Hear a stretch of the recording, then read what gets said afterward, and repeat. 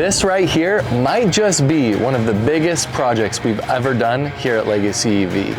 And it just so happens to come in the tiniest package. We worked with the boys over at Big Time to convert this 1997 Subaru Sandbar to electric for everybody's favorite streamer, Ludwig. Come check it out.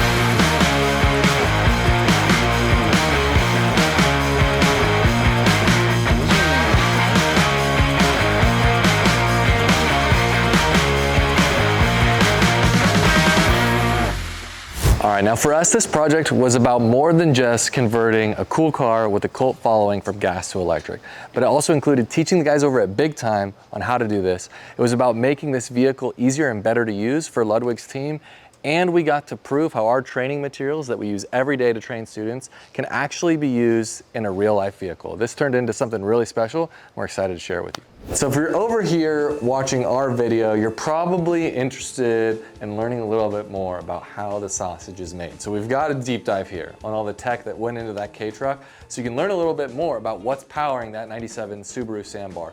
So this is a complete EV powertrain. It's a 100-volt system powered by a Hyper 9 with some custom batteries. The batteries in the truck are a little bit different than the ones we've got down here. These are two battery modules that are custom made just for our training benches.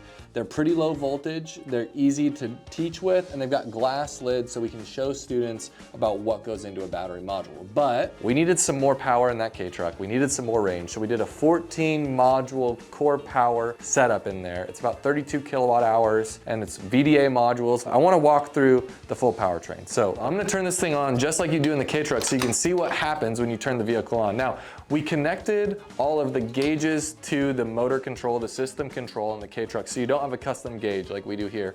But you can see here, we've got your speed, and we've got your battery level, and then we've got your mode selector right here. So you can change what driving mode you have. You can make it eco, sport, or high performance, depending on what you want to do.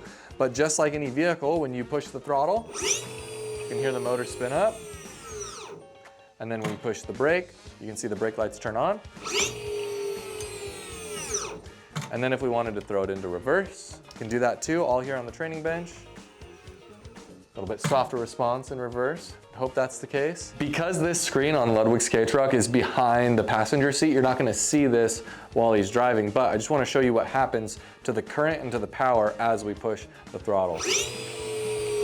So notice how the amperage, the current is changing, and so is the kilowatt power. Notice that that value went positive as I let off the throttle. That's because regen's happening. So we have regen in the 97 Sandbar. That means the car is going to be charging more as you're letting off the throttle, and the motor starts to act as a generator, putting power back on the battery pack, which is pretty cool. Right here, we've got your 3 kilowatt onboard charger. This is taking your power from the grid, which is going to come in right over here through your J1772 inlet. That's gonna be your charger for the EV. That converts your power from the grid, AC power, into DC power that charges your battery packs down below. Now, there's some unique tech here in EVs that's really interesting to talk about, and that's the DC to DC converter right here. In a gas car, you've got an alternator, so it's typically connected to your serpentine belt, and that spinning motion has a little alternator which charges up your 12-volt battery system. And that's how you keep all the 12-volt systems alive, your power window door locks, your radio, all that good stuff. But you have no alternator in an EV, you have no serpentine belt. So you have this thing right here called the DC to DC converter. And that takes the high voltage from that battery pack that was just charged up by your onboard charger, and it converts it now to 12-volt power. So it's just taking that 100 volts and moving it down to 12 volts. This is the same thing in really any OEM EV. It's just stepping up and down different voltages. So you've got 400 volts in like your standard Tesla. It's gonna step it down to 12 or 24 or even 48 volts in the Tesla Cybertruck. So we come throughout the system here. You've got battery management systems, ground fault isolation monitors. You've got your standard 12-volt fuse panel. You've got your relays. Now this right here is our high voltage junction box. In Ludwig's 97 Sandbar, this is covered with a metal lid to be more resistant to the weather and the outside forces. But in our classroom, we cover these up with a glass lid so you can see everything that happens underneath the lid. Now this is the safety system that's opening and closing the circuits from the high voltage battery and letting power come into the rest of the EV when you're ready to use it. In most OEM vehicles, this is black box technology. It's really hard to get to, it's really hard to see, and thus it's hard to understand how all this stuff works. But in all of our trainings and in our classes here, we cover all this tech with glass lids so you can see it all and definitely understand the intricacies of how it all works. Here we've got our high voltage inverter. This is taking your DC power from your battery pack and it's converting it to 3-phase AC power for your electric motor. Now this is an air-cooled electric motor and a liquid-cooled inverter. Provides about 100 volts and 130 horsepower in this configuration. This inverter here also acts as your motor control. So we're able to plug in right here with our serial port and able to plug into a computer and program our torque curves, our regen, and get all of the system specs running and parameterized the way we want to give the vehicle the feel and the driver experience that you want. So virtually everything you see here on this bench ended up getting pulled off and installed into the 97 Subaru Sambar, with the exception of the battery pack. We'll go over some of the unique specs of Ludwig's battery pack as we go out and talk about the build.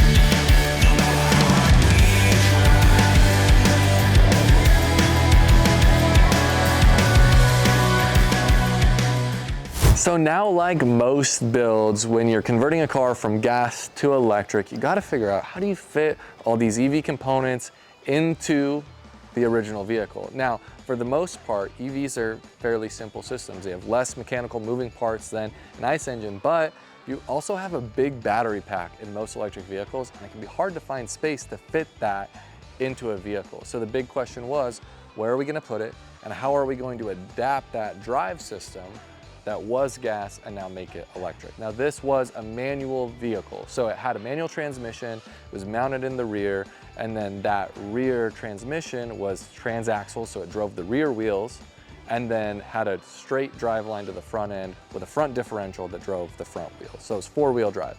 We've converted this vehicle to now just be rear wheel drive, and we did that by deleting that transaxle and that manual transmission. Now the motor is actually mounted here in the center of the vehicle, and it's got a drive line that goes straight to the rear end, and we actually took and repurposed the front differential and we flipped it upside down and we put it on the rear. So now it's rear wheel drive, and we've got all this space underneath the vehicle now with the drive line a little bit lower to fit the battery pack. So the drive line now sits underneath the battery pack here, and the space between the frame rails and the bed of the vehicle gave us room to put the battery pack, where previously, because there was a drive line going in this space here, coming off the rear transaxle and then going to the front, there wasn't as much room. So we freed up a lot of space and we were able to put the battery pack right here, and then had some custom fabrication to do to make this all work. So we had to fabricate a new support arm here coming from the chassis to the bed. And then you'll also see we had to fabricate a rear crash bar to protect some of the high voltage components, the contactor box, the brake booster, all on the rear of the vehicle, because now that's where the high voltage system was mounted, and there was no protection for systems like that around here. So we've got a new crash bar, sits right behind this rear fender. We also had to fabricate new mounts for the front differential that's been flipped over and turned to the rear. And then we've got to tune down the system overall, because the original gas engine in this thing was like 20 horse or so. I have to fact check me on that number. I'm not totally sure off the top of my head. But the Hyper 9's like 130 horsepower. And so that's a lot of power to be putting through the front diff that wasn't previously accepting that much power. So now we want to talk about some of the stuff that's inside the vehicle. We saw this earlier on the training bench. I'm gonna go ahead and turn it on so you can see the systems here. But you saw this stuff on the training bench earlier. This is your 12-volt fuse panel. You've got your relay panel there. This is your 12-volt battery watchdog, and then you've got your relays and your battery management systems and your ground fault isolation monitors all back there as well, and then your battery display. So here you can see the voltage of the system. You can click over and you can see the battery health. This is fully charged right now, so we've got all blue cell groups. And then you can see that this is a bigger battery pack. So we've got 171 volts, as this is the high voltage Hyper 9 version, so the voltage of this system is a little bit higher. And then right here, we've got the overall kilowatt hour capacity. This is a 32.9 kilowatt hour system. So it's almost fully charged and it's sitting at about 4.075 volts per cell. Previously, this was a manual transmission vehicle, and that gear shifter sat right here. So when we got rid of the manual transmission, we still had to put the gear mode selector in the vehicle. So that ended up going right here. And because this is an EV, we got reverse, neutral, and drive. So how do you stop the vehicle, or how do you park it? You put it in neutral, like it is now, and then you just use your e-brake. You pull it up, and that's how you stop the vehicle. There's no park.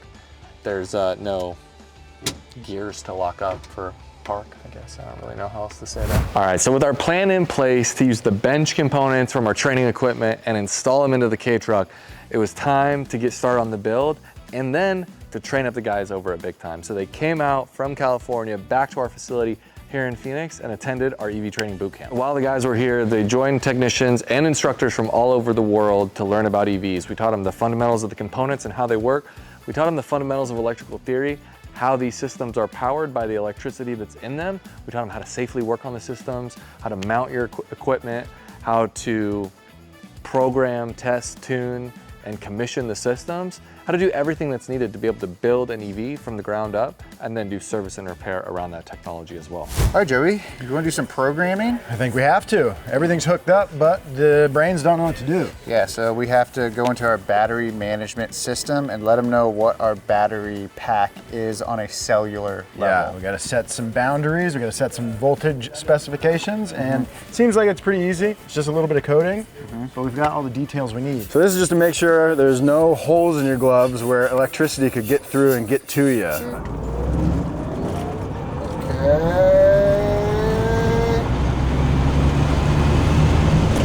right, went to 99.9. All right, now once the guys over at Big Time were trained up, it was time to bring them into the build. Now we had gotten most of it done before they got here, but we still needed their help to tie off some of the odds and ends that were left to get done. So when they got here, we worked with them to do a few things, mounting the motor, attaching the drive line, getting stuff ready to rip, and then we worked with them to do some testing.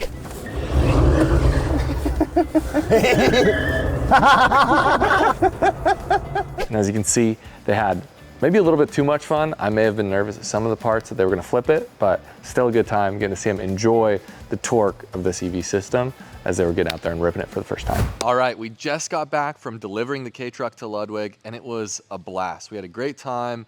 Ludwig loves the truck. It was great to see the guys from Big Time again. And honestly, I think it's one of my favorite builds that we've done so far here at Legacy EV. If you enjoyed this video, make sure to follow along, like, and subscribe. We've got a ton more content coming out on different behind the builds that we've got going on. Everything from converting Herbie to the Back to the Future DeLorean, Bradley Beal's electric Porsche, and Nate Burleson's Caddy. Maybe even Rob's Eclipse. I don't know. We'll see. Thanks so much for checking in. If you want to get trained like the guys did from Big Time, we've got a ton of training options for you. We've got high voltage virtual trainings that you can do completely from the comfort of your own home, or you can come all the way out here to Arizona and join us for a boot camp. We'd love to work with you to get trained. If you're an instructor and you want to bring programs like this to your school, we've also got programs and hardware for you to teach these classes. Thanks so much for tuning in, and we'll see you in the next one.